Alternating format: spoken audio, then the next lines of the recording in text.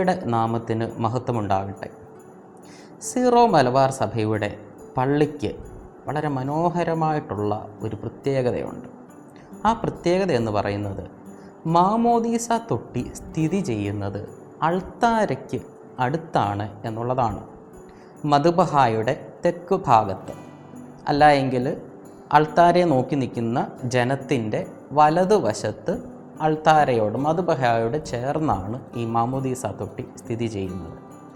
എന്തുകൊണ്ടാണ് ഇങ്ങനെ അൾത്താരയ്ക്കടുത്ത് അല്ലെങ്കിൽ മദ്ബഹായ്ക്കടുത്ത് മാമോദീസ തൊട്ടി സ്ഥിതി ചെയ്യുന്നത്? ഇതിന് സുന്ദരമായിട്ടുള്ള ഒരർത്ഥമുണ്ട്. മാമോദീസ തൊട്ടിയെ മാർ അപ്രേം എന്ന സുറിയാനി പിതാവ് വിശേഷിപ്പിക്കുന്നത് സഭയാകുന്ന അമ്മയുടെ ഗർഭപാത്രം എന്നുള്ളതാണ്.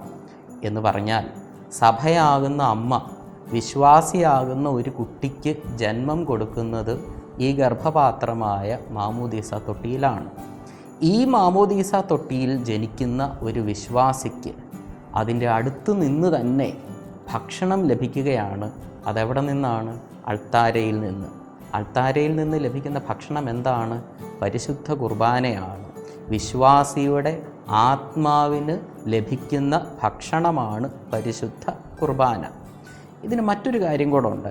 പലപ്പോഴും നമുക്കൊരു സംശയം തോന്നാം, എന്തുകൊണ്ടാണ് സീറോ മലബാർ സഭയിൽ അല്ലെങ്കിൽ പൗരസ്ത്യ സഭകളിലെല്ലാം തന്നെ മാമോദീസായോടുകൂടി തന്നെ തൈലാഭിഷേകവും പരിശുദ്ധ കുർബാനയും കൊടുക്കുന്നത്? മറ്റ് ലത്തീൻ സഭയിലാണെങ്കിൽ അല്ലെങ്കിൽ സീറോ മലബാർ സഭയിലാണെങ്കിൽ 2004 മുമ്പ് 2005 മുമ്പ് മാമോദീസ തന്നെയും പിന്നീട് കുറച്ച് നാൾ കഴിഞ്ഞായിരുന്നു തൈലാഭിഷേകം സ്വീകരിക്കുകയും ചെയ്തത്. പിന്നെ എന്തുകൊണ്ടാണ് ഇപ്പോൾ ഇത് ഒരുമിച്ച് കൊടുക്കുന്നത്? അതിൻ്റെ ഒരു കാരണം 16-ാം നൂറ്റാണ്ട് വരെ സീറോ മലബാർ സഭയിൽ അല്ലെങ്കിൽ മാർത്തോമാ നസ്രാണി സഭയിൽ ഇത് ഒരുമിച്ചായിരുന്നു നൽകിയത്. പിന്നീട് വത്തിക്കാൻ്റെ നിർദ്ദേശപ്രകാരം നമ്മളത് പുനരുദ്ധരിക്കുകയായിരുന്നു. എന്തുകൊണ്ടാണ് ഈ 3 കൂദാശകളും ഒരുമിച്ച് കൊടുക്കുന്നത്? അതിന് സുന്ദരമായിട്ടുള്ള ഒരർത്ഥമുണ്ട്. എന്താണത്?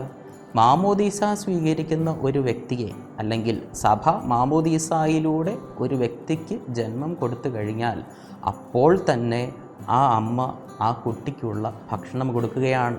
സാധാരണ ഒരമ്മ അങ്ങനെയാണല്ലോ ചെയ്യുന്നത്. അതുപോലെ സഭയാകുന്ന അമ്മ അൾത്താരയിൽ നിന്ന് ഭക്ഷണം ഈ ആത്മാവിന് നൽകുക എന്നുള്ളതാണ്.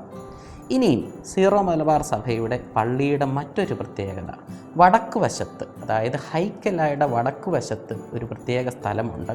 അതിന് ബേത്ത് സഹദെ എന്നാണ് പറയുന്നത്. ബേത്ത് സഹദെ എന്ന് പറഞ്ഞാൽ, സഹദ എന്ന് സുറിയാനിയിൽ പറഞ്ഞാൽ നമുക്കെല്ലാവർക്കും അറിയാം, രക്തസാക്ഷി എന്നുള്ളതാണ്. ബേത്ത് സഹദെ എന്ന് പറഞ്ഞാൽ രക്തസാക്ഷികളുടെ ഭവനം എന്നാണ്.